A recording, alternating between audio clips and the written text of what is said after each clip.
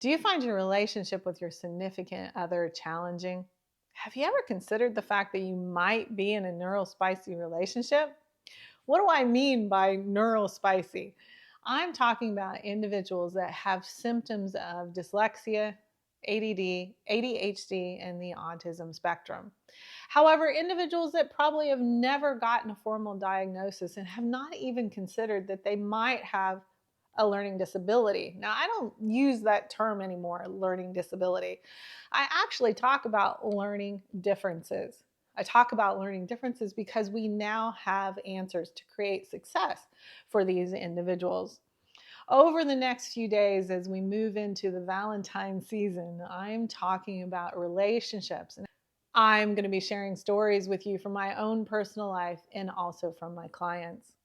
Now, one of the biggest challenges that individuals that are in a neuro-spicy relationship face is they're not believed. An individual that is quite talented in one area of their lives. For me, my spouse was amazing at his job. He very quickly went up through the ranks of the business world and was well respected. It is fair to say that what was going on in our home life, I was the one that was making the decisions concerning the children, concerning my own work, my own job, and anything that had to do with the household. As I would share with my friends that my husband just really wasn't involved in the household things, they would look at me and they'd be go, well, what's your problem? I mean, he doesn't care. You get to do whatever you want. Now, in theory, this might sound like a good thing. However, when we're dealing with a learning difference, there's almost always a more that is involved in our relationships. So, on a surface level conversation, if you were my friend and I was talking with you and I would describe my life, you might be like, what problem do you have? That sounds great. And that's what most of my friends and my family would say to me. I quickly got to the point that I didn't talk about my home life. I jumped to the conclusion it was my problem and it was my fault. Now, when I'm working with individuals in relationships and we're working on the relationship, it's fair to say we all come to the table so our partner can be fixed. However, for me, I've had to take a good hard look at myself. Was it really me? And what percentage of it was me that I was contributing to the problem? Of course, I was a participant in the challenges and problems that were happening in our relationship. However, I wasn't believed. And that is the topic of this conversation today. When you have challenges in your relationship and you start to talk to friends and family, you finally make your way to a marriage counselor. What you're describing based on what they're seeing doesn't make sense to them. You can be the individual that is getting blamed. That was certainly my experience. There was years in my relationship to where I believed everybody else it was my problem. I needed to be a better spouse. I needed to be more appreciative.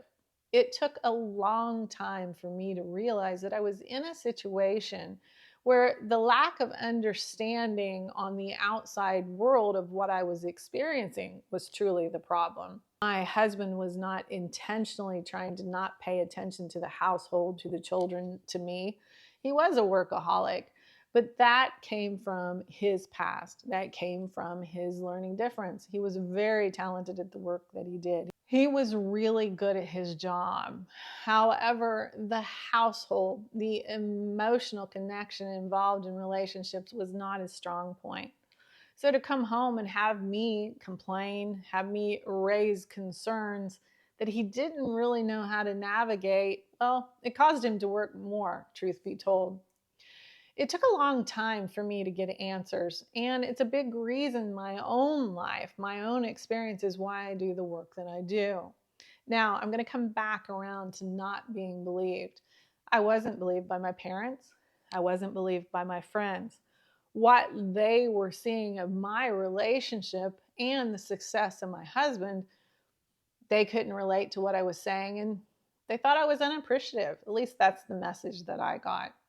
However, the thing that hurts the most when you love someone with a learning difference and you're sharing your concerns, not screaming them, not complaining about them, but genuinely sharing your concerns, and they brush you off, well, that really hurts when your loved one doesn't believe you. Now, back at the time when all of this was happening for me was many years ago. We didn't have terms like gaslighting, but that was definitely what I was experiencing. The thing of it was, though, the gaslighting wasn't intentional, which caused me to raise the question, is it really gaslighting when the individual that is doing it to you doesn't know that they're doing it to you?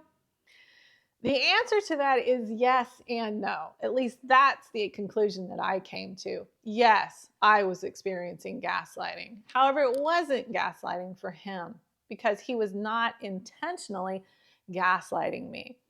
Based on the fact that he had a learning difference, based on the fact that his identity as self was a bit incomplete, based on the fact that he had challenges related to identity of self. He didn't understand how his actions were affecting me.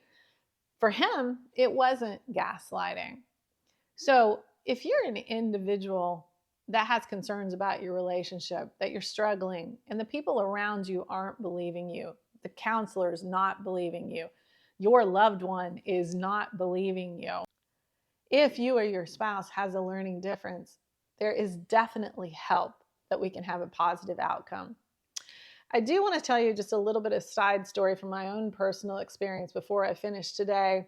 There was a counselor that we saw for quite a few years. She was helpful. However, she also contributed to that not being believed, because when I would share my side of my experience, she oftentimes would brush it off as something different, something else. When my husband got a formal diagnosis of being on the autism spectrum, she had an aha moment that she came back to me and she actually apologized. I really appreciated that, and I've never forgot it. We do have answers now that you don't have to suffer. You don't have to struggle in your relationship and not being believed. Send me a DM, check out my website, and let's have a conversation and get you well on your way to a healthy and loving relationship.